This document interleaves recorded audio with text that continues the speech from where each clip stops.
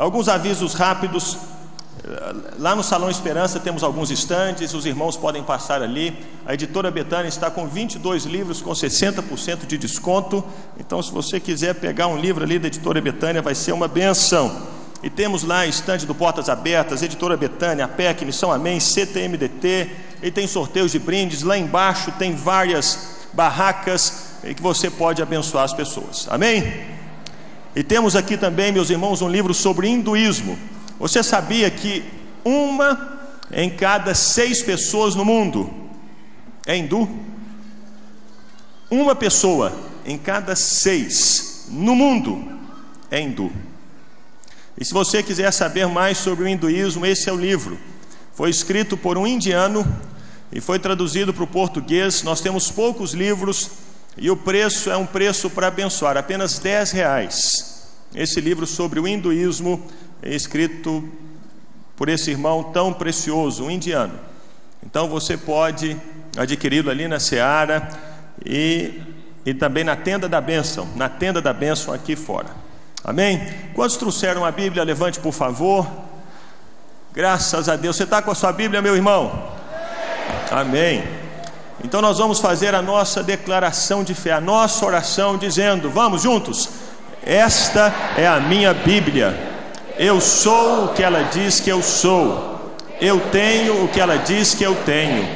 Eu posso fazer o que ela diz que eu posso fazer. Hoje eu serei tocado pela palavra de Deus. Eu audaciosamente confesso que a minha mente está alerta, meu coração está receptivo, eu estou pronto para receber a incorruptível, a indestrutível, sempre viva semente da palavra de Deus. Eu nunca mais serei o mesmo. Nunca, nunca, nunca, no nome de Jesus. Pai, essa é a nossa oração. Que o nosso coração seja alcançado ainda mais uma vez nessa noite. Queremos, ó Deus, e reconhecemos, precisamos ser alcançados pelo Senhor. Por isso, ó Pai, não permita que o inimigo nos distraia. Não permita que ele nos roube a atenção. Não permita, ó Deus, que ele nos faça sair com os nossos pensamentos desse lugar. Queremos estar atentos. Queremos receber do Senhor, porque sabemos que a Tua palavra é poderosa para nos transformar e para nos dar salvação. Oramos no nome de Jesus. Amém. Os irmãos podem se assentar, por favor.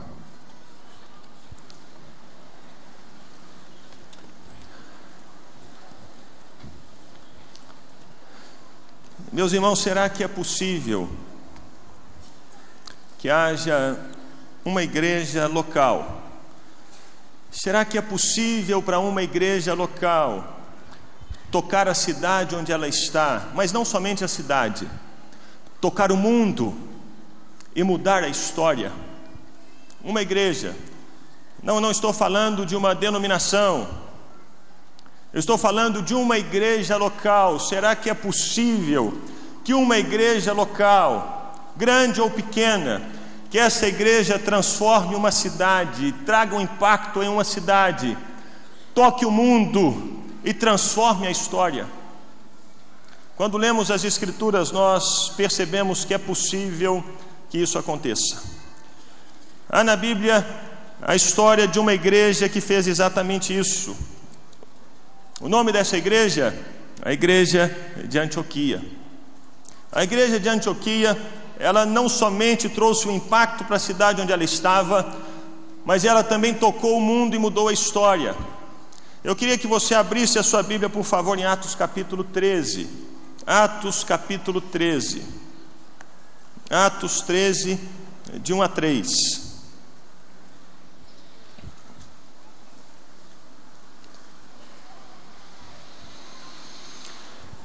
A história da igreja de Antioquia é muito interessante. A igreja nasceu em Jerusalém, os apóstolos foram batizados no Espírito Santo e logo saíram para pregar o evangelho nas ruas da cidade. Você conhece a história? Havia gente das mais diversas nações em Jerusalém naquela ocasião. E aquelas pessoas ouviram o evangelho nas suas próprias línguas, ficaram impressionadas. O que é isso? Como é que eu consigo ouvir as grandezas de Deus na minha língua materna? Era gente da Média, era gente da Pérsia, era gente de Roma, era gente de todas as partes do mundo. Até árabe foi falado naquela ocasião. As pessoas se converteram, a igreja cresceu em Jerusalém, havia festa, havia celebração, havia presença de Deus. Mas logo em Atos 6, nós lemos que começou a haver uma disputa na igreja, porque as viúvas daqueles cristãos de fala grega estavam sendo deixadas de lado na distribuição diária do pão. Os apóstolos foram chamados para resolver aquele problema.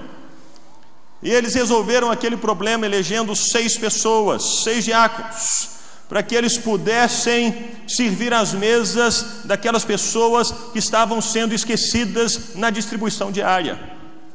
No meio desses diáconos havia Filipe, o evangelista, e havia também um homem chamado Estevão, homem cheio de fé, cheio do Espírito Santo. E logo ele começou a pregar com tanta ousadia que as pessoas começaram a ficar incomodadas. Mas o que esse homem está falando? Um absurdo que ele fala. Ele está falando contra o templo, ele está falando contra Moisés. E logo ele foi levado para julgamento no Sinédrio. E no Sinédrio ele foi condenado à morte por apedrejamento. Quem guardava as roupas de Estevão? Saulo. Em Atos 8 nós lemos que Saulo guardava as roupas das pessoas enquanto essas pessoas apedrejavam Estevão. Naquela época houve uma perseguição imensa na igreja de Jerusalém. Até então a igreja de Jerusalém só pregava. Então eles estavam preocupados apenas com eles mesmos, eles estavam preocupados apenas com aqueles que estavam em Jerusalém. Mas veio a perseguição e esse povo precisou fugir para salvar a própria vida. E eles começaram a andar por vários lugares. Um dos lugares para onde eles foram foi para Samaria. Filipe foi para Samaria, começou a pregar o evangelho. E Deus deseja trazer salvação às pessoas, Deus deseja trazer salvação às nações. Então logo Filipe começou a pregar o evangelho, as pessoas começaram a atender sedentas à palavra de Deus. Milagres começaram a acontecer, conversões começaram a acontecer. Porque, meus irmãos, basta pregarmos o evangelho. A palavra de Deus diz que o evangelho é o poder de Deus para a salvação de todo aquele que crê. A salvação das pessoas não depende da eloquência do pregador, a salvação depende tão somente da pregação do evangelho. Quando o evangelho é pregado, Deus age, Deus opera, Deus transforma. Isso começou a acontecer ali em Samaria. As pessoas começaram a se converter. Logo enviaram Pedro e João para Samaria e eles viram, é Deus que está fazendo, Deus que está operando em Samaria, é Deus quem está trazendo salvação. Eles voltaram para Jerusalém, mas daquele grupo dos que foram dispersos com a morte de Estevão, que fugiram de Jerusalém, parte desse grupo chegou nessa cidade chamada Antioquia. E lá em Antioquia, volte a página um pouquinho no capítulo 11, eles começaram a pregar o evangelho. No versículo 19 diz: os que tinham sido dispersos por causa da perseguição desencadeada com a morte de Estevão, eles chegaram até a Fenícia, Chipre e Antioquia, anunciando a mensagem apenas aos judeus. Alguns deles, todavia, cipriotas, sirineus, foram a Antioquia e começaram a falar também aos gregos, contando-lhes as boas novas a respeito do Senhor Jesus. E o que acontecia? Quando o evangelho é pregado, a salvação acontece. A mão do Senhor estava com eles, e muitos creram e se converteram ao Senhor. Notícias desse fato chegaram aos ouvidos da igreja em Jerusalém, e eles enviaram Barnabé a Antioquia. Este, chegando ali, vendo a graça de Deus, ficou alegre, os animou a permanecerem fiéis ao Senhor de todo o coração. Barnabé era um homem bom, cheio do Espírito Santo e de fé, e muitas pessoas foram acrescentadas ao Senhor. Então Barnabé foi a Tarso, ele foi procurar Saulo, e quando o encontrou, levou-o para Antioquia. Assim, durante um ano inteiro, Barnabé e Saulo se reuniram com a igreja e ensinaram a muitos. Em Antioquia, os discípulos foram pela primeira vez chamados cristãos. Eles tocaram a cidade. Não foram eles que se autodenominaram cristãos. Não foram eles que disseram: nós somos seguidores de Cristo, nós nos parecemos com Cristo. Não foram os discípulos que se autodenominaram cristãos, se auto-chamaram cristãos. Foi a cidade, foram as outras pessoas que olharam para eles e perceberam: eles vivem o que pregam, eles testemunham o que falam, eles falam de Cristo e eles vivem Cristo, eles pertencem a Cristo, eles dão testemunho de Cristo. Aquela igreja impactou uma cidade. A cidade testemunhava e dizia: eles são cristãos. Pela primeira vez na história. Isso não aconteceu em Jerusalém, isso não aconteceu em Samaria, isso não aconteceu em nenhum outro lugar antes de Antioquia. Uma igreja que impactou a cidade. A cidade olhou para aquela igreja e disse: eles são parecidos com Jesus.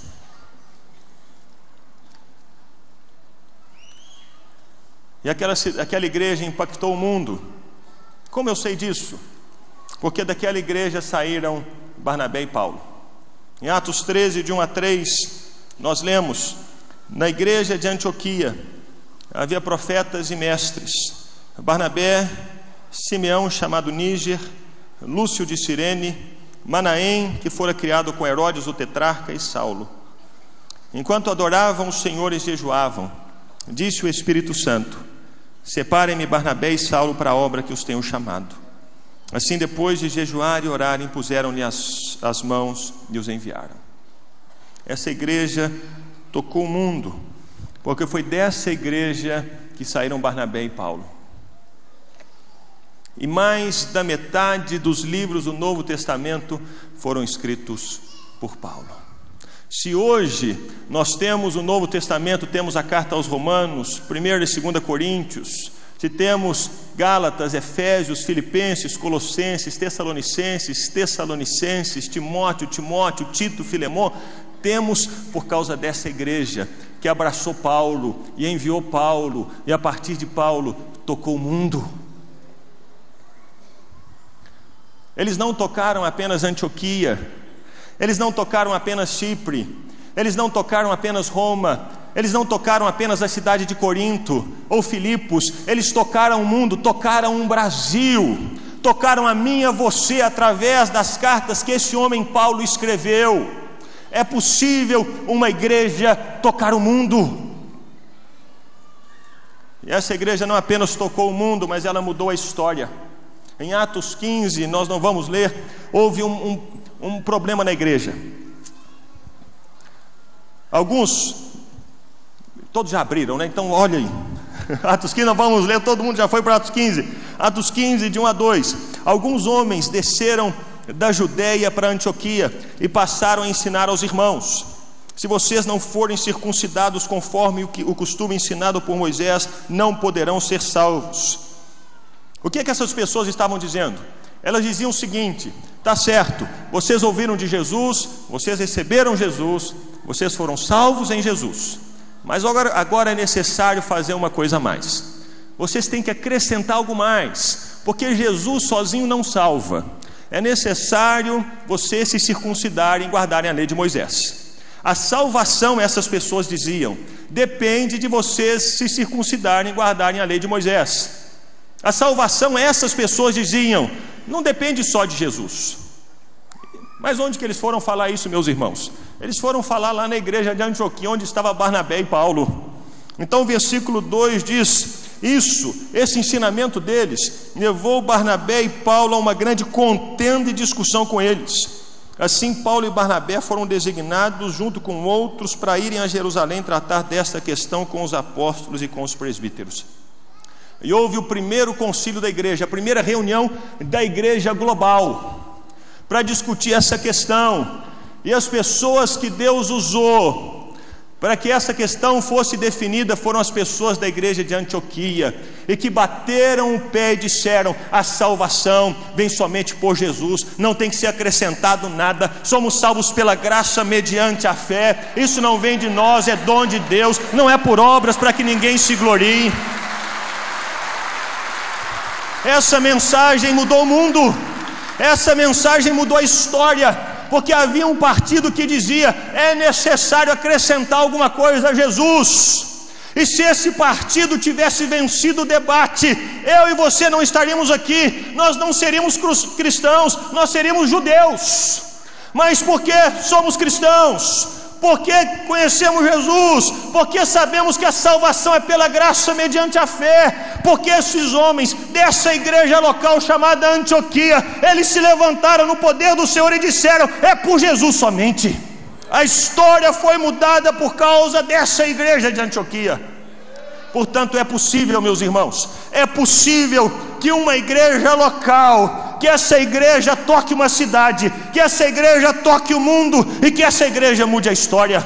Deus é poderoso para usar uma igreja, qualquer que seja, em qualquer lugar do planeta, para mudar o mundo. Mas quais são as marcas dessa igreja? Quais são as marcas? Que igreja que é essa que Deus usa para mudar o mundo? Que igreja que é essa que Deus usa para tocar não somente a cidade onde ela está, a ponto de todos dizerem: eles são parecidos com Cristo, é um povo diferente? Quais são as qualidades dessa igreja? Essa igreja que toca o mundo e que dali sai para alcançar as nações da terra. Quais são as marcas dessa igreja que Deus usa para mudar o curso da história? Quais são as marcas? Elas estão nesse texto que lemos, Atos 13, de 1 a 3. Na igreja de Antioquia havia profetas e mestres. O que havia na igreja de Antioquia era uma diversidade ministerial. Havia profeta, havia mestre, havia evangelista? Sim ou não? Havia. Porque foram eles que pregaram primeiro o evangelho em Antioquia, foram eles que chegaram ali, foram usados por Deus para que os gregos se convertessem, foram eles que foram usados por Deus para que milagres e sinais acontecessem. Havia evangelistas, havia pastores, diz a palavra de Deus que houve em 11:27, que houve uma fome muito grande em todo o Império Romano. Ágabo se levantou, 11:28, e pelo Espírito predisse que uma grande fome sobreviria a todo o Império Romano, o que aconteceu no reinado de Cláudio. Os discípulos lá em Antioquia, cada um segundo as suas possibilidades, decidiram providenciar ajuda para os irmãos que viviam na Judéia. E eles fizeram isso enviando suas ofertas aos presbíteros pelas mãos de Barnabé e Saulo. O pastor é esse, preocupado com o cuidado das ovelhas. Ele está passando necessidade, ele está passando por dificuldade. Aquele que tem esse ministério pastoral é esse que vai até a casa da pessoa para dizer: está tudo bem, está precisando de alguma coisa. Nessa igreja havia não apenas aqueles que pregavam o evangelho nas ruas e nas praças, mas havia também esses que cuidavam das pessoas nas casas, e não somente das pessoas que viviam em Antioquia, mas também das pessoas que estavam lá em Jerusalém, no Império Romano. Gente que se importava, que tinha esse coração pastoral. E havia profetas, aqueles que exortavam e chamavam as pessoas para Deus. Havia mestres, aqueles que abriam as escrituras e ensinavam as escrituras para aquelas pessoas da igreja. E apóstolos havia? Sim ou não? Havia. Alguém disse que se você misturar numa panela profetas e mestres, dali saem apóstolos. E misturaram profetas e mestres, evangelistas e pastores de Antioquia, e saíram apóstolos, Barnabé e Paulo, para o mundo, para pregar o evangelho. Portanto, a primeira qualidade de uma igreja que toca a cidade, o mundo e transforma a história, é uma igreja onde existe diversidade ministerial, onde existe espaço para que as pessoas manifestem os dons que receberam de Deus, onde existe espaço para que as pessoas possam usar as ferramentas que Deus deu a elas. Se essas pessoas têm o dom de ensinar, nessa igreja existe espaço para as pessoas ensinarem. Se essas pessoas, elas não conseguem ficar no banco, elas estão o tempo todo indo para a praça, distribuindo folheto e pregando o evangelho, nós temos aqui pregar. Então essa igreja é uma igreja que toca a cidade e o mundo. Se existem escolas, mestres, se existem profetas, se existe gente que cuida de criança, se existe gente que cuida de adolescente, se existe gente preocupada com idosos, se existe gente preocupada com o morador de rua, se existe gente preocupada com criança abandonada, se existe diversidade nessa igreja, essa é a igreja que Deus usa para tocar a cidade e o mundo e mudar a história. É o que vemos aqui em Antioquia. É uma igreja onde havia diversidade, havia gente com os mais diversos dons, os mais diversos ministérios, as mais diferentes capacitações de Deus, e por isso Deus usou essa igreja. Essa é a primeira qualidade, marca de uma igreja que Deus usa para tocar o mundo. É uma igreja onde existe diversidade ministerial, onde existem os dons, onde existem os ministérios, onde Deus derrama a graça dele sobre essa igreja de tal maneira que as pessoas sabem: aquilo que eu tenho, Deus me deu, e o que Deus me deu, eu posso usar para a obra, eu posso usar para pregar o evangelho, eu posso usar para servir o meu irmão, eu posso usar para a expansão do reino. O que é que Deus te deu, meu irmão? Com certeza você recebeu dons do Senhor, com certeza você tem capacitações dadas por Deus, e Deus deu a você e a mim essas capacitações, não para as guardarmos no bolso, não para as engavetarmos dentro de casa, mas sim para que usemos aquilo que Ele nos deu, para que o nome de Jesus seja conhecido. Qualquer que seja o dom em ministério e capacitação, essa era uma marca de Antioquia. Havia profetas, havia mestres, havia evangelistas, havia pastores, havia apóstolos, havia ministérios, havia dons, e por isso Deus usou essa igreja. Ele não sufocava, essa igreja não sufocava os dons e os ministérios. Essa igreja permitia e dava liberdade para que o Espírito Santo agisse, capacitando cada um para o desempenho e o serviço no ministério. Mas há uma outra qualidade nessa igreja. Então o primeiro é diversidade, ok? Diversidade ministerial. O segundo é diversidade social, cultural. Diversidade. Olha só o que diz aqui esse texto. Quem eram as pessoas que estavam nessa igreja? Olha a liderança. Barnabé. Quem que era Barnabé? Era seu nome Barnabé, natural de Chipre, também chamado de José das Consolações, homem bom e piedoso, cheio de temor e fé, homem de Deus. Ele era levita. Barnabé era levita, da tribo de Levi, era um israelita da tribo de Levi. Tinha espaço para esse homem da tribo de Levi na igreja de Antioquia. Havia um israelita e havia um Simeão chamado Níger. Há dois aqui que eram da África. O Simeão chamado Níger é a palavra, vem do latim, que significa negro. Então Simeão era negro. E havia outro da África que era Lúcio de Cirene. Cirene era uma cidade que ficava onde é hoje a Líbia. Sabe a Líbia do Gaddafi? Norte da África. Sabe Líbia, gente? Líbia.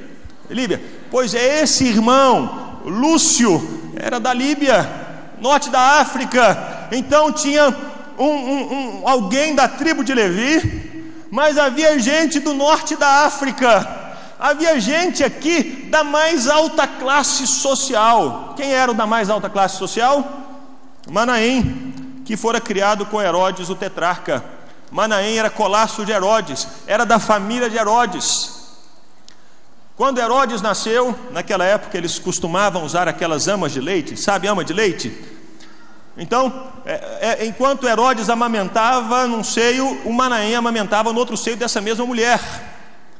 Ele havia amamentado com Herodes, era da família do rei. E havia gente da família do rei, dessa classe social distinta, maior, na igreja de Antioquia. Havia também na igreja de Antioquia um Saulo, que era alguém da tribo de Benjamim, fazedor de tendas. Havia também nessa igreja de Antioquia gente que havia sido dispersa da perseguição, gente que havia fugido de Jerusalém e havia se estabelecido em Antioquia, refugiados de perseguição. Tinha lá na igreja gregos, gente intelectual, cabeça, assim eram os gregos. Percebe? Era uma igreja cheia de diversidade cultural e social. Não era uma igreja de apenas um grupo, não era uma igreja fechada, assim homogênea. Ah não, aqui só entra gente desse tipo e dessa maneira, aqui só entra gente desse tipo e dessa maneira. Não! A igreja que Deus usa para mudar uma cidade, para tocar o mundo e transformar a história, é uma igreja onde existe diversidade de pessoas, onde tem gente rica, onde tem gente que não é tão rica assim, onde tem brancos, tem amarelos, tem negros, tem indígenas, onde tem gente que é intelectual, tem um mestrado, tem doutorado, tem PhD, e tem gente também que não terminou o ensino fundamental, tem gente que faz tenda, tem gente que é refugiado, tem gente de todos os lugares. Essa é a igreja que Deus usa para tocar uma cidade, mudar o mundo e transformar a história. É uma igreja heterogênea, com gente diferente.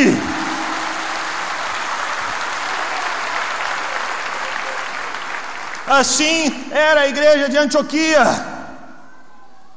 Não era uma igreja fechada só num grupo, era uma igreja aberta e que dizia: não importa de onde você veio, não importa a cor da sua pele, não importa a sua condição social, não importa o tanto de conhecimento que você tem, se você conhece Jesus, você é bem-vindo aqui. Essa é a igreja que muda a história, é a igreja que muda uma cidade e transforma o mundo. Porque assim era essa igreja de Antioquia. Era uma igreja de diversidade ministerial, muitos dons, muitos ministérios, diversidade social, gente dos mais diversos lugares da sociedade. Mas era uma igreja que tinha unidade espiritual. O texto nos diz, versículo 2: enquanto adoravam o Senhor e jejuavam, disse o Espírito Santo. Enquanto adoravam e jejuavam. Gente, eu fiquei curioso para tentar entender se adoravam e jejuavam. E fui ler esse texto e fui estudar essas duas palavras. E elas se encontram no tempo presente. E é um particípio presente. E a ideia desse jejuar e orar aqui é a ideia de que esse era o estilo de vida dessa igreja, era o modo de ser da igreja. Eles não jejuavam e oravam de vez em quando, eles adoravam e jejuavam o tempo todo, era o modo de ser deles. Eles eram literalmente, o que podemos traduzir aqui é que eles eram adoradores e jejuadores. Você já ouviu falar assim, esse aqui é um adorador? Quando você ouve falar de alguém, esse adorador, o que você pensa? Que é uma pessoa que adora o tempo todo, não é verdade? É um adorador. Eram essas pessoas, adoradores e jejuadores. Eles adoravam o tempo todo e jejuavam o tempo todo. Era o estilo de vida dessa igreja. Não apenas de uma pessoa, não apenas de duas pessoas. Era o estilo, o modo de ser dessa igreja. Todos estavam juntos na adoração a Deus, na busca a Deus, no clamor a Deus, no jejum, na oração, na adoração. Era a marca dessa igreja, havia unidade, não havia alguém que estava de fora, não havia alguém que ficava da porta para lá, todos estavam dentro com o mesmo chamado, a mesma convicção. Deus nos chamou para que nós o adoremos, Deus nos chamou para que nós oremos, Deus nos chamou para que nós o busquemos em jejum, em santidade, em adoração, em oração. Era a marca, o estilo de vida dessa igreja, unidade espiritual. Aqui não diz, enquanto Paulo e Barnabé adoravam e jejuavam. Não. Aqui não diz, enquanto Simeão jejuava e Paulo adorava. Não. Aqui diz, enquanto adoravam e jejuavam.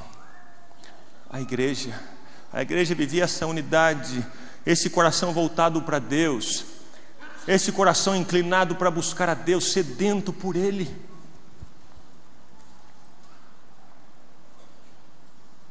Meus irmãos, hoje, pela bondade do Senhor, nós começamos os nossos 40 dias de jejum aqui na igreja. Bendito seja o nome do Senhor. É tempo de oração, meus irmãos. É tempo de jejum. Nós temos um alvo. O nosso alvo é que 10% de Belo Horizonte seja alcançado até 2020, 10% somente em Lagoinha. Para que isso aconteça, meus irmãos, para que tenhamos 10% de Belo Horizonte em Lagoinha, nós precisamos de um avivamento em Belo Horizonte. E o avivamento, só Deus pode fazer isso. Homem nenhum pode produzir avivamento. Avivamento é Deus quem traz, é Deus quem faz. E eu e você somos chamados para buscar o Senhor, até que os céus se rasguem e o Senhor venha, e vivamos avivamento na nossa terra. Esse é o nosso alvo, e não vamos alcançá-lo se nós não nos dispusermos em oração, em jejum, em busca de Deus, em compromisso com Ele. É por isso que o nome dessa conferência é Desperta a Igreja.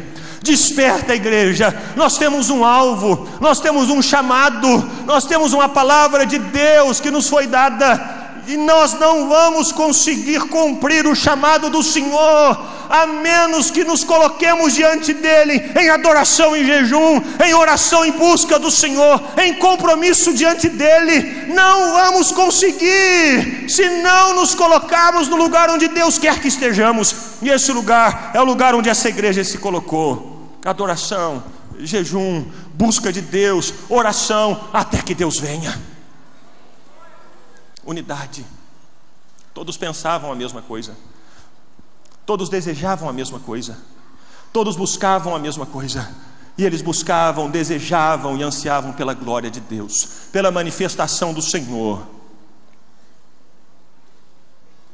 E por isso eles tocaram a cidade, tocaram não somente a cidade, mas o mundo, e transformaram a história.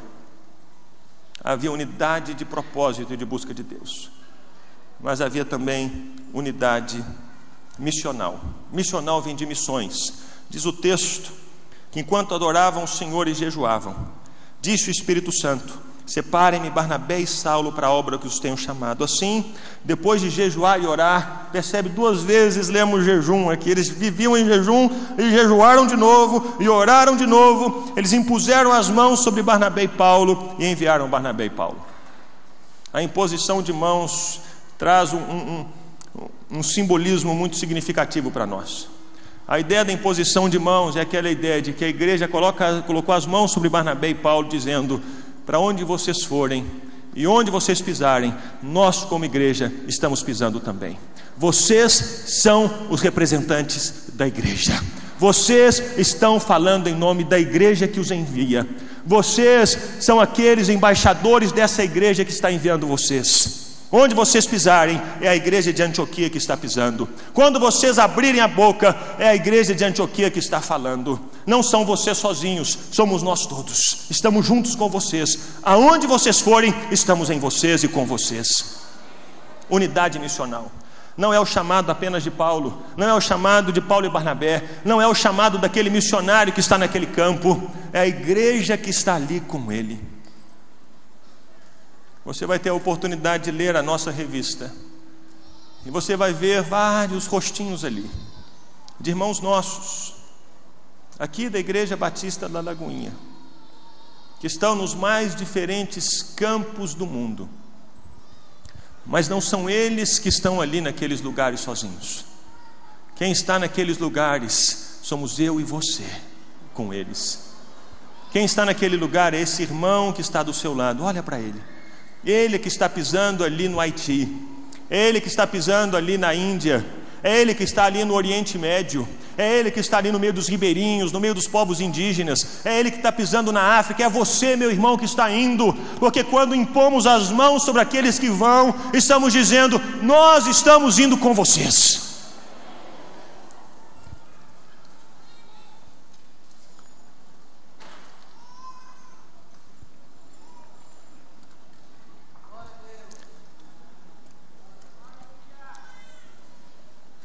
No meio dessa diversidade de dons, diversidade de pessoas, existe unidade no Espírito, existe unidade na missão. Por quê? Qual é a cola que une toda essa diversidade na unidade? Qual é a cola? Chama-se Espírito Santo. No meio dessa diversidade, enquanto eles adoravam ao Senhor e jejuavam ao Senhor juntos, o Espírito Santo veio. Diz o texto que enquanto adoravam o Senhor e jejuavam, disse o Espírito Santo.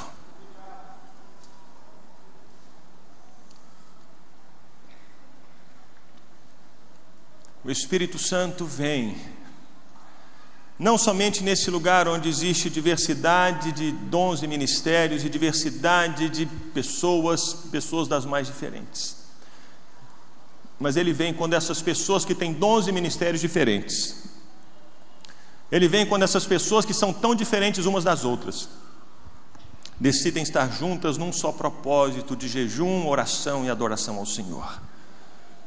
Aí o Espírito Santo vem. E essa é a nossa oração nesses dias, meus irmãos. Não somente nesses dias do Desperta Igreja, mas nesses próximos 40 dias. A nossa oração, e por isso esse jejum coletivo, e por isso essa busca juntos em oração pelo Senhor.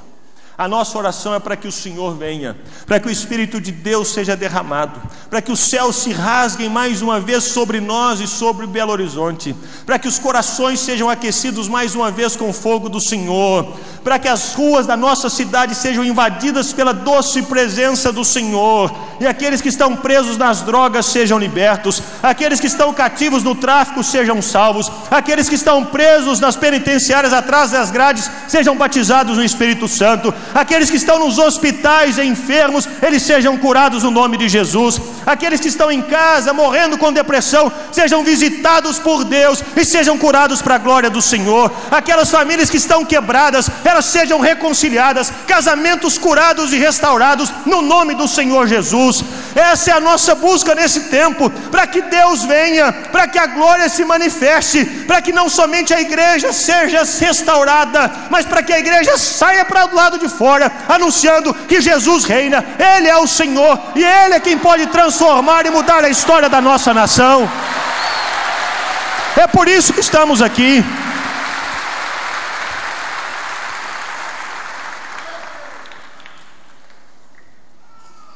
E sim, meus irmãos, se olharmos para a Lagoinha, nós vamos perceber, Deus, nós temos tantos dons e ministérios aqui, não é verdade? Uau, Senhor, nós estamos aqui, parece com a gente. Se nós olharmos para a Lagoinha, nós vamos ver tanta gente diferente aqui, não é verdade? Olha para a pessoa do seu lado, olha que pessoa diferente. Aqui tem gente diferente de tantos lugares, tantas formações. Aí olhamos para a Bíblia e pensamos, Deus, nós estamos iguais a essa igreja de Antioquia. E agora vivemos esse tempo da expectativa, em que somos chamados para adorarmos, orarmos e jejuarmos juntos. E por isso, meus irmãos, eu e você podemos viver esse tempo cheios da expectativa de Deus, cheios da expectativa da visitação do Senhor, porque assim estava essa igreja, vivendo essa diversidade, gente diferente, dons diferentes, oravam e jejuavam, até que o Espírito Santo veio e trouxe um direcionamento e um propósito para esse povo. Por isso eu e você podemos esperar com expectativa esse rasgar dos céus, essa visitação de Deus, essa capacitação do alto, o avivamento pelo qual tanto temos orado e esperado. Porque a promessa de Deus, se o meu povo, que se chama pelo meu nome, se humilhar e orar e me buscar, e se converter dos seus maus caminhos, então eu ouvirei dos céus, eu perdoarei os seus pecados e sararei a sua terra.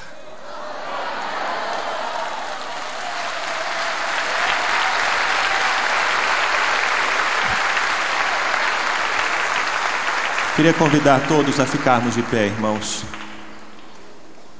Fique de pé no seu lugar e dê a mão para a pessoa que está do seu lado. O tema é Desperta a Igreja, porque é a partir dessa visitação do Senhor que nós poderemos muito mais e muito mais intensamente tocar essas nações do mundo.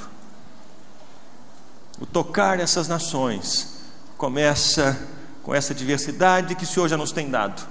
Diversidade de ministérios e dons, diversidade de pessoas, e que são colocadas juntas por causa de Jesus. É nesse lugar que Deus se manifesta.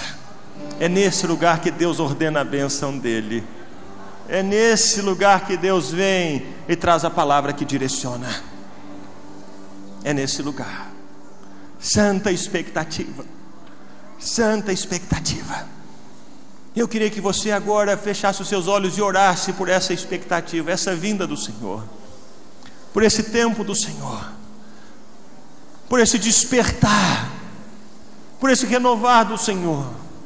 Deus, nós temos tantas coisas, reconhecemos isso, mas nós queremos mais, nós precisamos de mais, nós ansiamos por mais. Deus, nós temos uma palavra do Senhor, um alvo: 10% de Belo Horizonte até 2020. E queremos, ó Deus, e queremos que haja salvação em Belo Horizonte.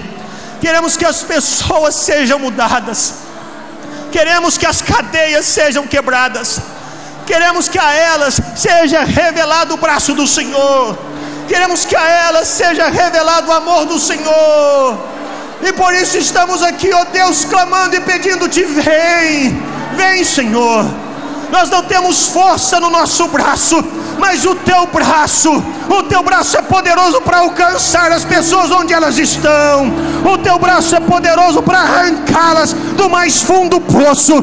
O teu braço é poderoso para quebrar cadeias. E por isso estamos aqui, ó Deus.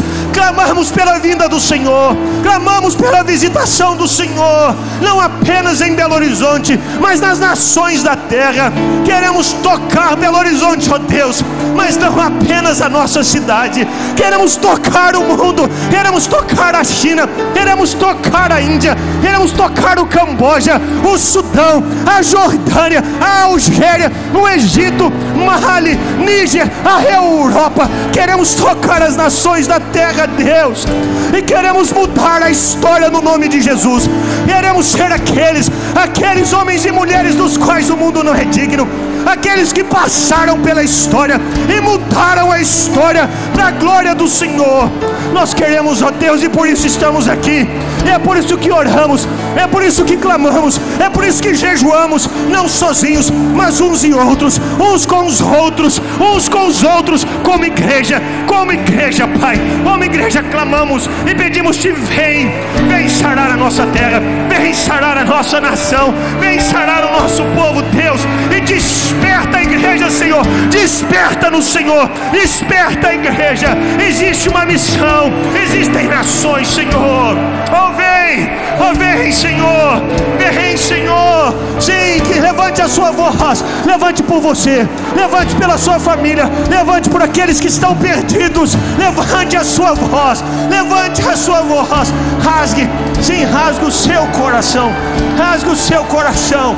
É esse tempo, é esse início de jejum, é esse início de adoração e de oração. Vem, Senhor, vem, Senhor, vem, Senhor.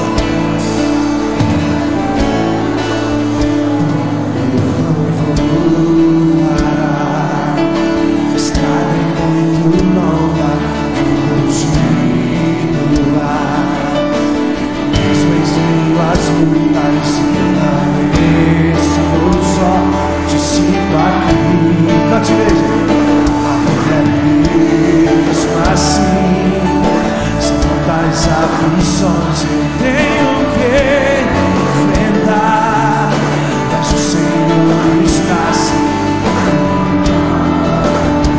Te sinto aqui. Diga: quando o vento sopra, quando o vento sopra contra mim e os problemas tentam me abater, eu me lembro grande eu sou, me enviou. Eu tenho um chamado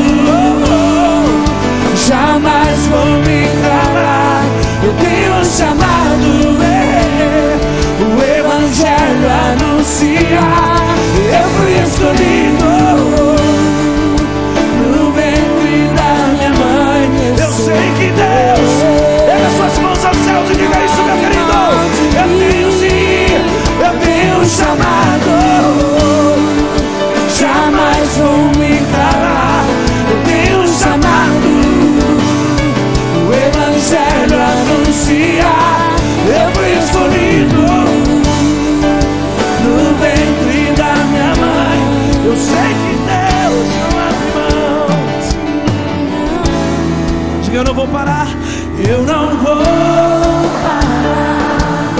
A estrada é muito longa, vou continuar. Mesmo em meio às lutas, Eu não estou só. te sinto aqui. Eu sei que tu estás comigo. A vida é mesmo assim. São tantas aflições, Eu tenho que enfrentar, eu sei. mas o Senhor está sempre a me proteger. Te sinto aqui. Cante bem forte, querido, lá. Quando os ventos sopram contra mim, os problemas tentam me abater, eu me lembro o grande eu sou. Me enviou. Eu tenho um chamado. Jamais vou me calar. Eu tenho sim. O Evangelho anuncia. Eu fui escolhido. No ventre da minha mãe, eu sei que Deus não abre mão de mim, não. Canta, igreja. Eu tenho um chamado.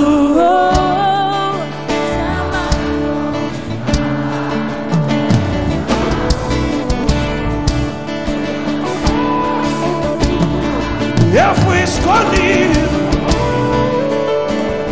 Pega suas mãos o mais alto que você puder, querido. É tempo de avançar, meu irmão. É tempo de avançar, meu irmão. Diga bem forte, eu tenho um chamado. Jamais vou me calar. Eu tenho um chamado. O Evangelho anuncia. Eu fui escolhido. No ventre da minha mãe, Eu sei que Deus não abre mão de mim, não. Aponte a mão para quem está do seu lado. Estenda a mão para ele assim, ó. Estenda a mão para quem está do seu lado e diga assim: você tem um chamado, meu irmão. Sacode ele e diga assim: desperta, igreja. Profetiza para ele, diga: você tem um chamado. Jamais vai se calar. Você tem um chamado. Profetiza, vai. O Evangelho anuncia. Você foi escolhido no ventre da tua mãe. Se esse é o teu chamado, querido, joga a mão lá em cima e diga bem forte: eu tenho um chamado. Jamais vou me calar. Eu tenho um chamado. Eu vou o Evangelho anunciar. Eu fui escolhido no ventre da minha mãe. Eu sei que Deus não abre mão de mim, não. Eu sei que Deus, diga: eu sei que Deus não abre mão. Diga: eu sei que Deus não abre mão de mim, não. Por quê? Eu tenho um chamado.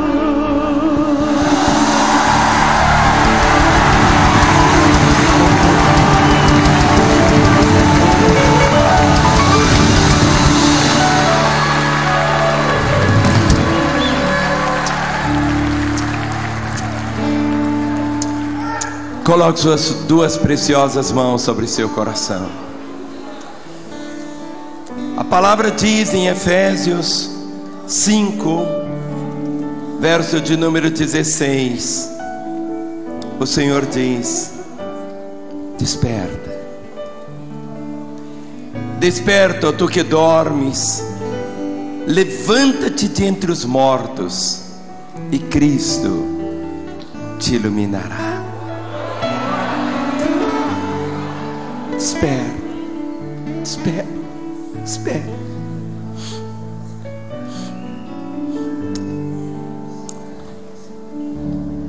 Desperta, tu que dormes.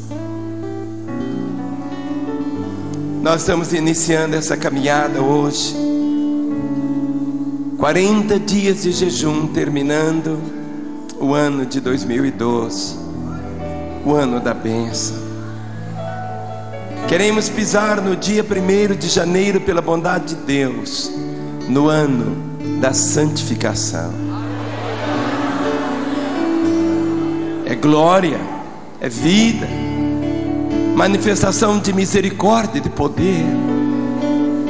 Nós iniciamos essa caminhada hoje, dia 22, até o dia 31 de dezembro, 40 dias. Como Daniel, todos nós jejuando de delícias.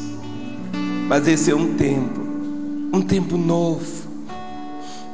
Tudo na vida é como termina que se conta.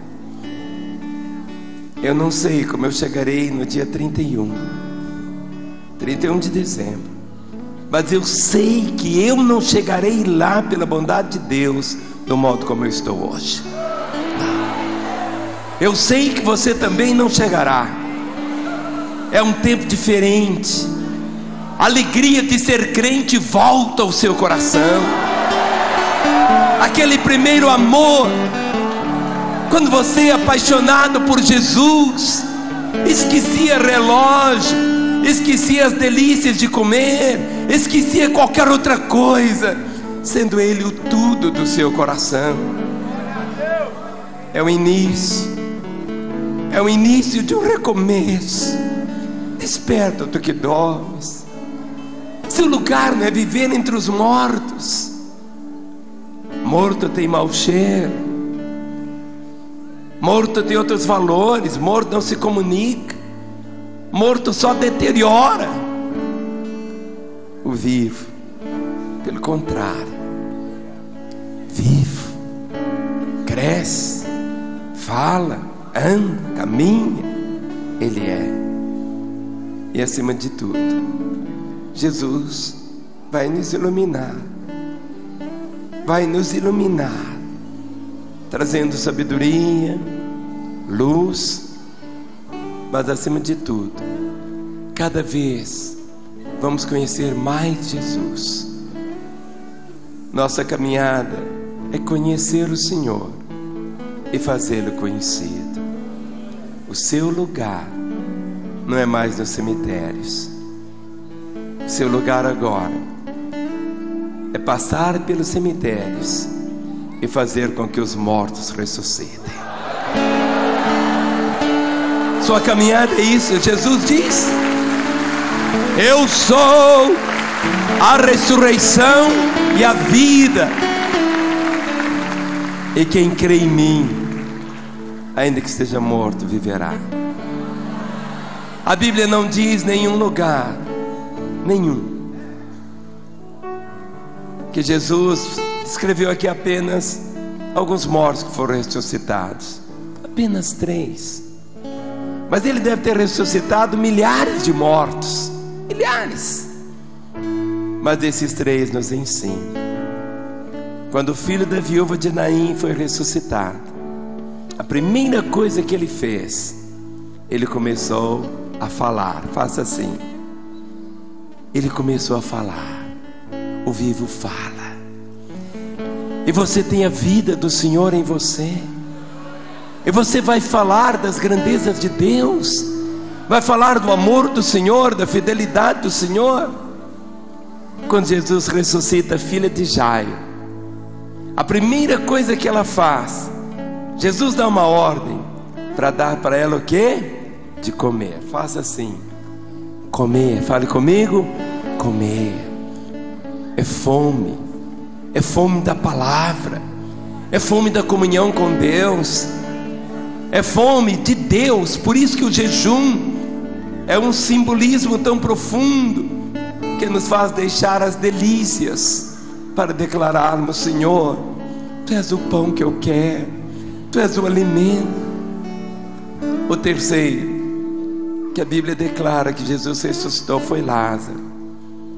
Jesus disse: Lázaro, a vida entrou nele, o coração pulsava, ele respirava, mas a ordem que Jesus deu foi essa: desatai-o e deixai-o ir. Ele estava vivo, ele estava todo amarrado, todo enfaixado, estava vivo, mas estava enfaixado. Sabe, filho, o Senhor quer que você fique assim, tão livre, tão solto, que nada te prenda a não ser os laços de amor do Senhor. Que a sua paixão seja esta. Nesses 40 dias e nessa semana, hoje, nós iniciamos uma caminhada. Amanhã, sexta-feira, que nada seja para você mais importante do que estar junto com seus irmãos aqui. Nada. Deixe Deus. Eu sei que amanhã Deus vai falar algo com você. Eu não posso falar agora, mas algo tão glorioso que quando você chegar em casa, você vai dizer assim: gente, parece que eu vim voando. Eu estou tão leve, mas ao mesmo tempo tão diferente. Nesse momento, põe suas mãos sobre seu peito, as duas, só o Espírito de Deus se movendo. Feche os seus olhos agora. Ore comigo dizendo: Senhor, ninguém me conhece melhor do que o Senhor. Eu sei também que Satanás me conhece, mas eu, Senhor, eu quero que o Senhor, nesta hora, me ajude, porque eu quero cumprir o teu propósito. Eu quero levantar a minha posição como vivo dentre os mortos, e eu sei que o Senhor vai me iluminar. Eu tenho, Senhor, apenas uma vez a oportunidade de viver, e eu quero viver para contar do que o Senhor fez em mim. Que meus lábios proclamem o teu nome, que eu tenha fome da tua palavra mais do que qualquer outra coisa. Nesses 40 dias, Senhor, eu quero me alimentar.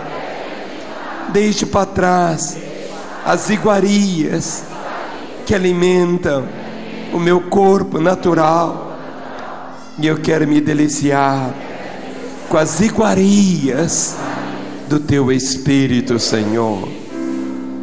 Senhor, vê se há em mim alguma marra, algum caminho mau, e nesta hora eu te peço, Senhor, desfaça agora.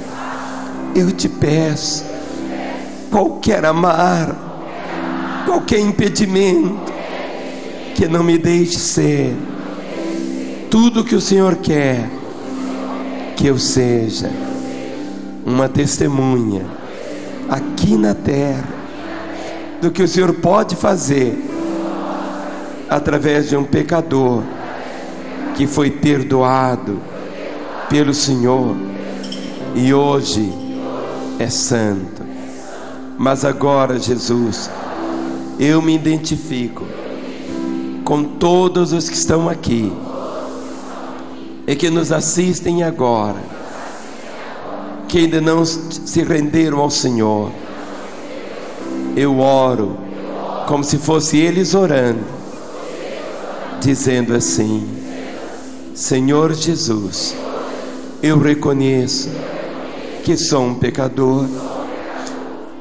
Eu não consigo salvar-me a mim mesmo, mas eu já ouvi que o Senhor morreu na cruz em meu lugar, e nesta hora eu abro o meu coração e eu te convido, ó Jesus, entra na minha vida. Eu te recebo agora como meu Senhor e meu Salvador. E eu, Jesus, que um dia andei contigo, mas me afastei, desviei, voltei as costas, como um pródigo arrependido, eu volto, porque eu ouvi que o melhor do Senhor ainda está por vir. Eu volto. Continue com seus olhos fechados. E eu quero fazer uma oração. Você não vai repetir esta oração agora. Eu quero fazer uma oração sozinho agora por você. Você não vai repetir esta oração. Eu vou orar por você. Mas eu quero orar por você que pela primeira vez orou dizendo: Jesus, entra na minha vida. Jesus, eu te recebo como meu Senhor e Salvador. Ou você que um dia andou nos caminhos dele e se afastou e hoje volta aos caminhos dele. Para que eu ore por você, eu vou pedir que aí no seu lugar você levante uma das suas mãos. Você que hoje entrega a sua vida a Jesus, ou você que estava desviado, afastado e hoje volta aos caminhos dele, levante bem alta a sua mão. Pode levantar. Isso. Eu estou vendo essas mãos erguidas. Agora olhe para mim.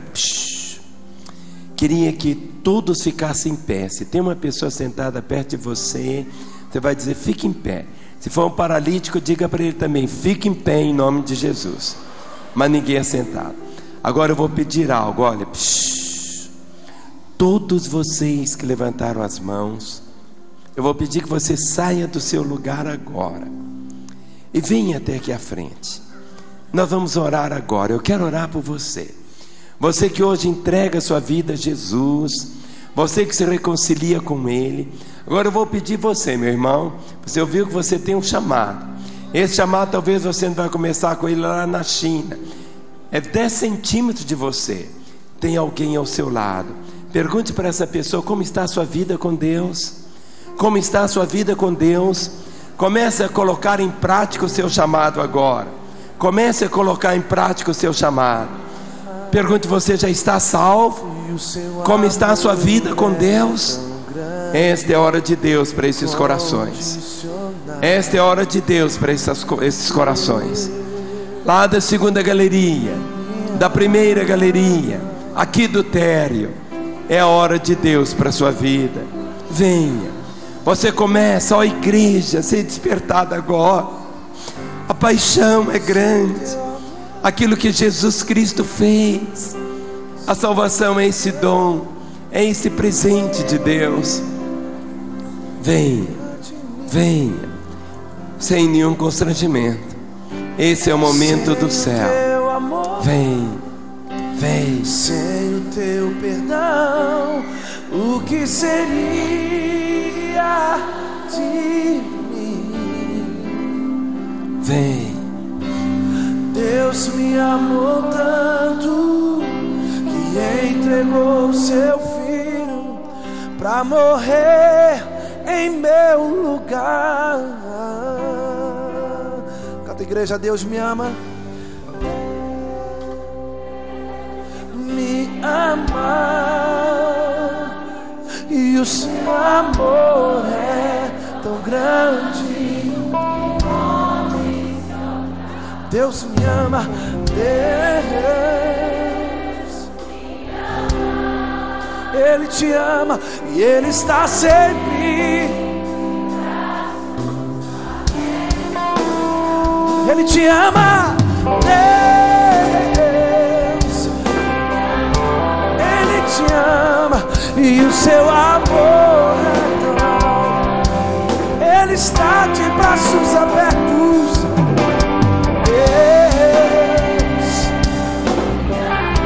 Ele me ama e Ele está sempre.